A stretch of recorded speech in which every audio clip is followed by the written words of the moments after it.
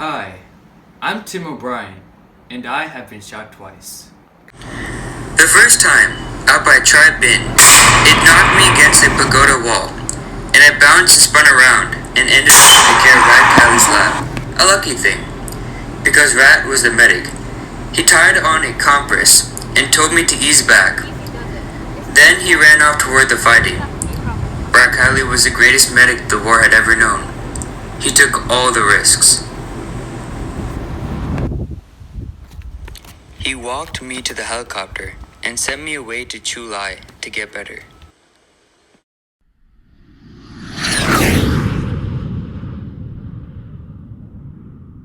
When I got back to the Alpha Company, 26 days later, in mid-December, I got some terrible news. Excuse me? Yes. Where's Rat Kylie?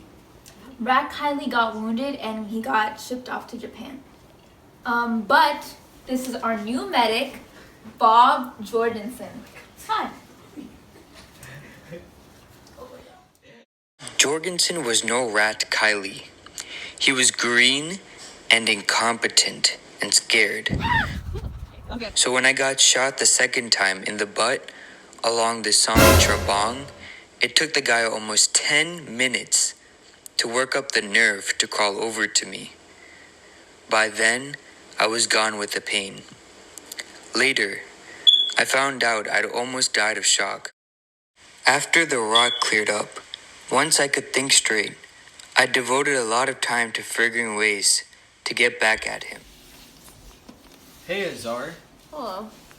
I need to ask you a favor. All the other soldiers said no, so I'm just coming to you. I need help getting revenge on Bobby Jorgensen. Well, I'm glad you asked me. Why didn't you ask earlier? Oh, today's night shift. We should scare the living hell out of him. We should make him think that there's ghosts in the battlefield. Okay, but don't you think that's a little, too far? No, it's perfect. Okay.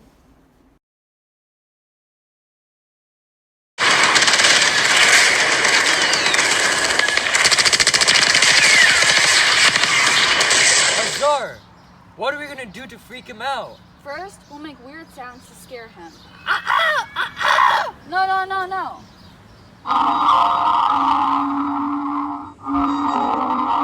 we're gonna let out the trip flares.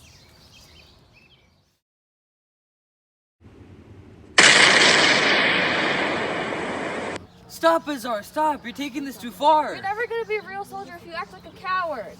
You're pathetic. Azar kicked me right in the head. I never should have trusted him. Luckily, Bobby came back to help me, despite all we put him through. That was pretty clever what you guys did out there. You almost got me. Oh, I'm so sorry about that. I can't believe I listened to Azar. You want to get revenge on him? Like, kill him to death? Remember Rat? I thought he was just wounded by an innocent mistake. But I was wrong. My friend Mitchell told me the real story. Rat Kylie, what's going on? I can't stop itching. Every time I see people, I see dead bodies. No! What are you doing? Stop! No one blamed him for shooting himself. He didn't know how to stop being a medic and lost his mind. But this too is true. Stories can save us. I'm 43 years old and a writer now. And even still, right here, I keep dreaming Linda alive. And Ted Lavender too. And Kiowa. And Kurt Lemon. And a slim young man I killed. And an old man sprawled beside a pig pen. And several others whose bodies I once lifted and dumped into a truck. They're all dead. But in a story, which is a kind of dreaming, the dead sometimes smile. I used to be Timmy O'Brien, but now I just go by Tim. Let's start here. A body without a name.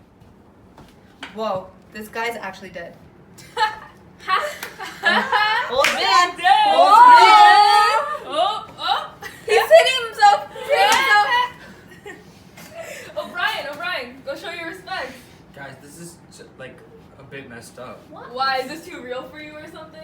Yeah, it is. Hey, I thought it was really cool what you did back there, how you stopped them from messing with the body. Yeah, I'm not ready to be that heartless yet. You're new here, you'll get used to it. I hope not. Was that the first dead body you've seen? Actually, no. This reminds me of my first date. Linda was 9 then, as I was. But we were in love, and it was real. When I write about her now, 3 decades later, it's tempting to dismiss it as a crush, an infatuation of childhood. But I know for a fact that what we felt for each other was as deep and rich as love can ever get. I just loved her.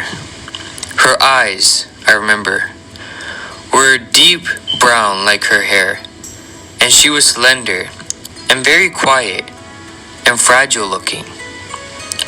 Even then, at 9 years old, I wanted to live inside her body. I wanted to melt into her bones. That kind of love.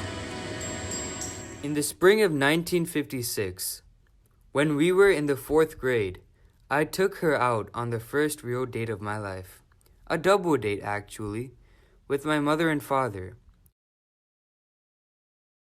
My dad did the driving, while Linda and I sat in the back seat and stared out opposite windows.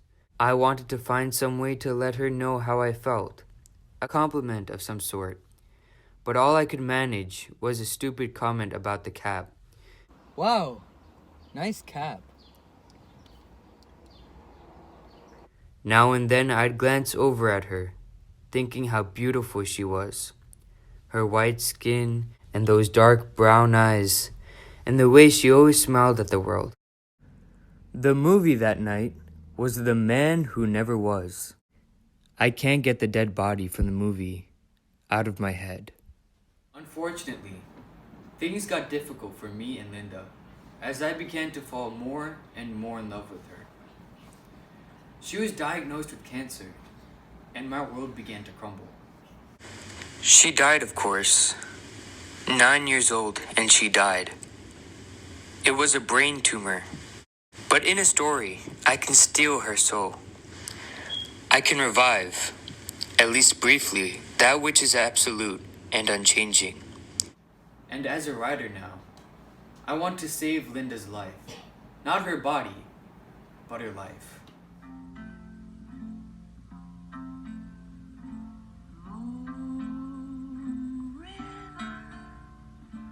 Wider than a mile, I'm crossing you in style someday.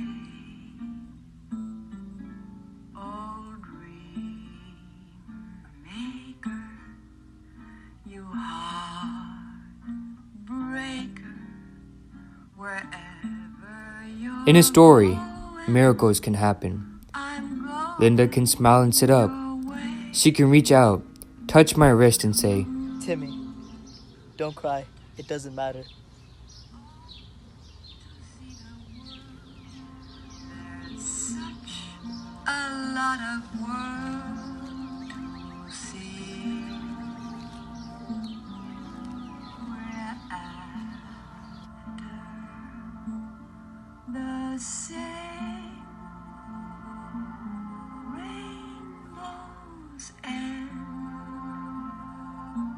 waiting round the bend. A huckleberry friend, Moon River, and me.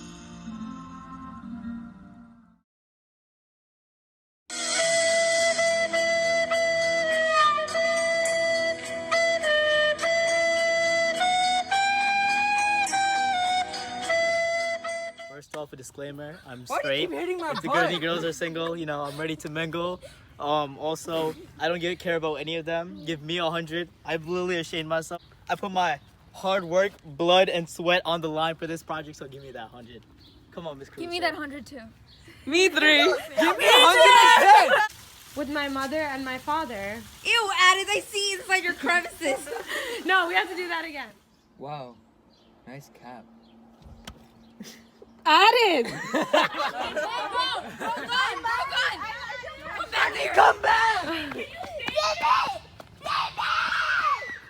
A body without a name.